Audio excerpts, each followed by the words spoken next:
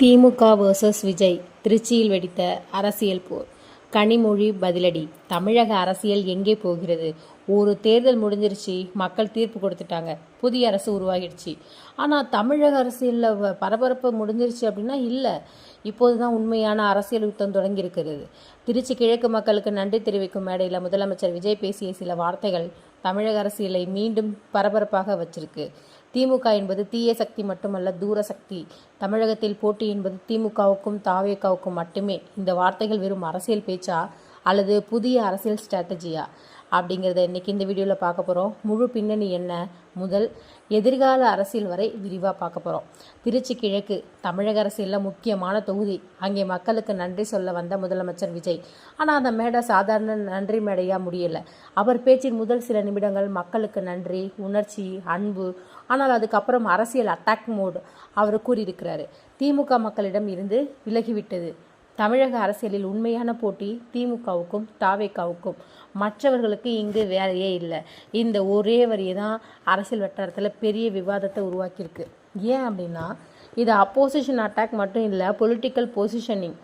அடுத்து அவர் பேசினது என்னன்னா, 100 யூனிட் ஃப்ரீ கரண்ட். இது திமுக கொண்டு வந்தது இல்லை, முந்தைய ஆட்சியிலிருந்து வந்தது. ஏன் இதை அவர் சொல்லியிருக்கிறாருன்னா, அரசியலில் கிரெடிட் பொலிட்டிக்ஸ் மிகவும் முக்கியம், மக்கள் நினைவில் பதிகிறது.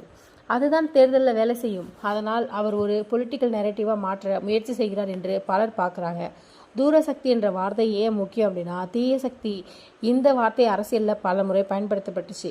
ஆனால் தூரசக்தி இந்த வார்த்தை வேறுபட்டது. அதன் மெசேஜ் என்னென்னா, மக்களிடமிருந்து டிஸ்கனெக்ட், கிரவுண்ட் ரியாலிட்டி தெரியல, பவர் மட்டும் இருக்கிறது, பீப்புள் கனெக்ட் இல்லை என்ற பொலிட்டிக்கல் மெசேஜ் கொடுக்க முயற்சி செய்ததாக அரசியல் அப்சர்வர்ஸ் பார்க்குறாங்க. கனிமொழி அவர்கள் கொடுத்த பதில், இந்த பேச்சுக்கு பதில் வர அதிக நேரம் ஆகவில்லை. கனிமொழி கூறியது, ஆட்சிக்கு வந்த பிறகும் தொடர்ந்து திமுகவையே குறை சொல்கிறார்கள். லா அண்ட் ஆர்டர் பற்றி பதில் சொல்ல வேண்டிய முதலமைச்சர், இந்த பதிலின் பொலிட்டிக்கல் மீனிங் என்ன? அவர்கள் கூற விரும்புவது கேம்பெயின் முடிந்து விட்டது, இப்போது கவர்னன்ஸ் பேசுங்கள் அப்படின்னு சொல்லியிருக்கிறாங்க. இது சாதாரண விமர்சனம் அல்ல. இங்கே முக்கியமான கேள்வி என்னன்னா, ஏன் தொடர்ந்து திமுக, ஏன் மற்ற கட்சிகள்லாம் இல்லை அப்படின்னா, பொலிட்டிக்கல் எக்ஸ்பர்ட்ஸ் என்ன சொல்கிறாங்கன்னா, ஒரு புதிய கட்சி வளர வேண்டும்னா ஒரு பெரிய எனிமி உருவாக்கணும். அதன் மூலம் டைரக்ட் பொலிட்டிக்கல் ஃபைட் உருவாகும். அதைத்தான் தற்போது பார்க்கிறோமா அப்படிங்கிறது கேள்வி பெரிய பொருளாக மாறியிருக்கு. ஒரு பக்கம் புதிய அரசு, இன்னொரு பக்கம் ஸ்ட்ராங் அப்போசிஷன். ரெண்டுக்கும் நடுவில் மக்களுக்கு முக்கியம். வாக்குறுதிகள் நிறைவேறுகிறதா, வேலைவாய்ப்பு வருகிறதா, விலைவாசி குறைகிறதா? இதற்கான பதில் அடுத்த சில மாதங்களில் தான் நமக்கும் தெரியும். திருச்சி மேடையில் பேசப்பட்ட வார்த்தைகள் ஒரு நாள் செய்தி அல்ல. இது அடுத்த அரசியல் சாப்டருக்கு தொடக்கமாகலாம். இது வெறும் ஸ்பீச்சா அல்லது புதிய பொலிட்டிக்கல் எரா ஆரம்பமா? அதை முடிவு செய்ய போவது மக்கள் தான். இந்த விஷயத்தை பற்றி நீங்கள் என்ன நினைக்கிறீங்க? முதலமைச்சர் விஜய் தொடர்ந்து திமுகவை அட்டாக் செய்வது சரியா அல்லது கவர்னன்ஸ் ஃபோக்கஸ் செய்ய வேண்டுமா?